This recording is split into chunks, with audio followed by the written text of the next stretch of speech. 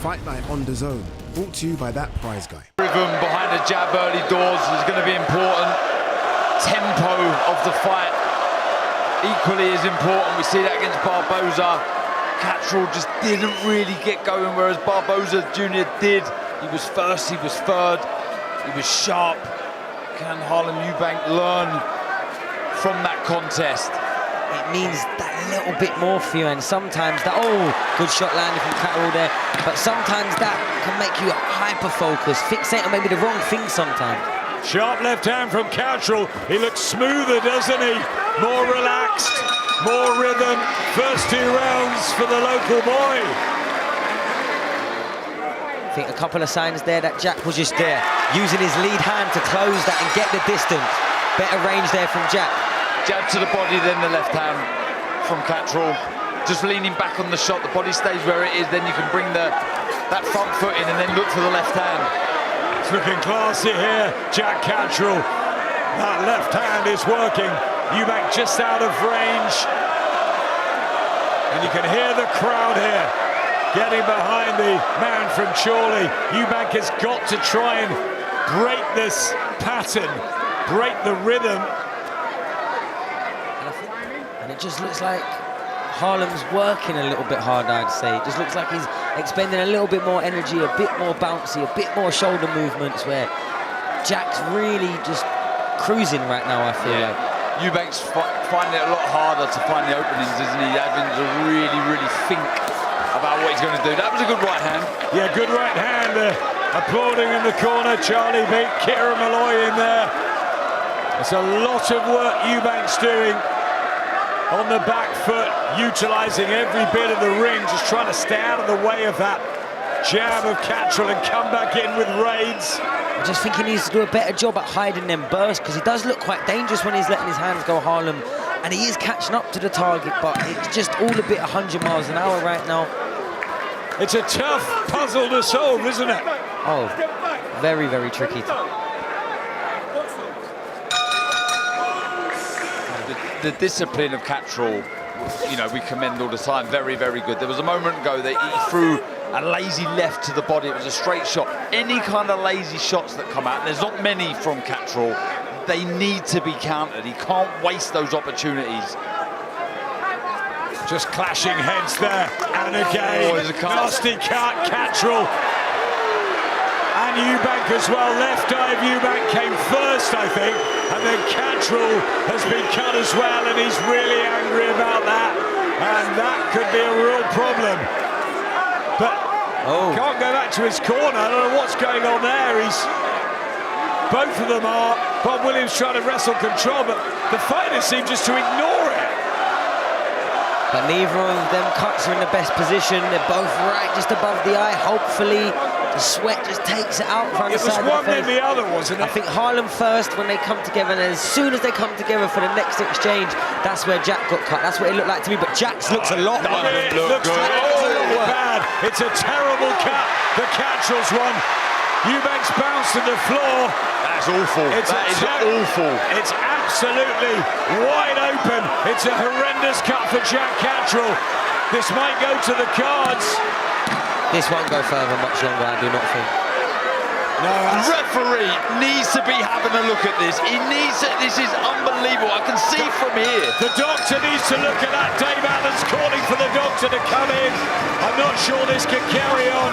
It's a savage cut for Jack Catterall. Can Kerry Case do anything about it? He's a brilliant cutsman. One of the best cornermen in the business, Kerry.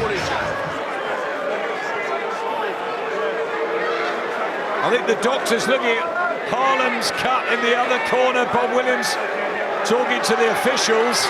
What happens next here? It's over. That's it. Called was Eubank's one. To me, it looked like the doctor from Harlem's corner was the one that said something to the ref. From Jack's corner, it said, "You have a bad cut." And Jack went, "I'm all right, let's go," and it turned. And the doctor in the corner of Harlem Eubank was still speaking to the referee when the other corner doctor had sat down. Chaos here. Harlem Eubank celebrating Jack Catterall. just bewildered by this. Bob Williams stops the fight. And the sort of intriguing chess match comes to a bizarre finish. The scorecard, you would suspect that Catterall will get the win. For both cuts, clash of heads, Catterall's worse, but it seems that Eubank's doctor, or that corner, curtailed the fight. It's, well, we've seen it all in boxing, Sonny. It's a strange finish. It's a bit unsatisfactory for both fighters. Catterall get the win? I think so, if it goes to the scorecards the way we expect it to. Obviously, we didn't hear no official confirmation of how the fight has been called to a stop. Ladies and gentlemen, referee Bob Williams calls a halt to this contest at 1 second of round number 7 due to an unintentional head clash. Therefore, we go to the judges' score totals for a technical decision. Marcus McDonald, 69-65. Steve Gray and John Latham both scored this bout 69-66. All three for your winner by unanimous decision.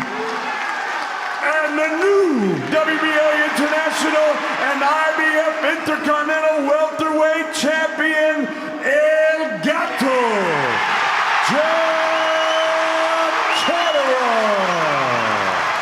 Jack Catterall wins unanimously on the scorecards, and fairly wide as well.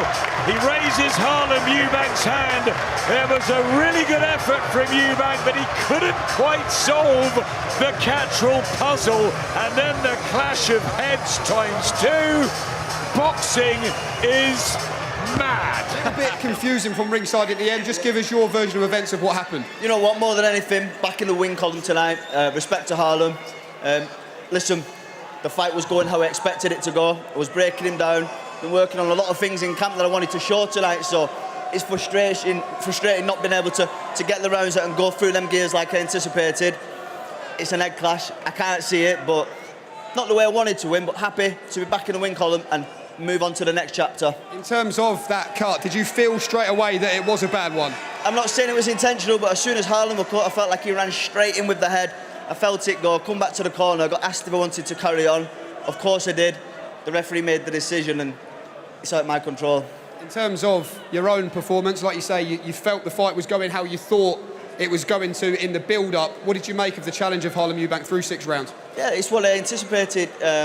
Slippery, tricky, a lot of head movement, jerky. Felt like I was catching with the cleaner punches, the 1-2, the jabs, touching me, distance felt better, and I was ready to build on that, but didn't get the opportunity to show it, Jeremy. Everyone kept saying, Jack, that this was must-win. Eddie loves saying, everyone loves saying in boxing, careers on the line tonight, but how did you deal with that pressure? Did you feel extra pressure tonight? You know what, I put that pressure myself, 2 back-to-back defeats, and I said it in the week. Where do I go from there? I've got ambitions of being a world champion. I want to get back in these big fights.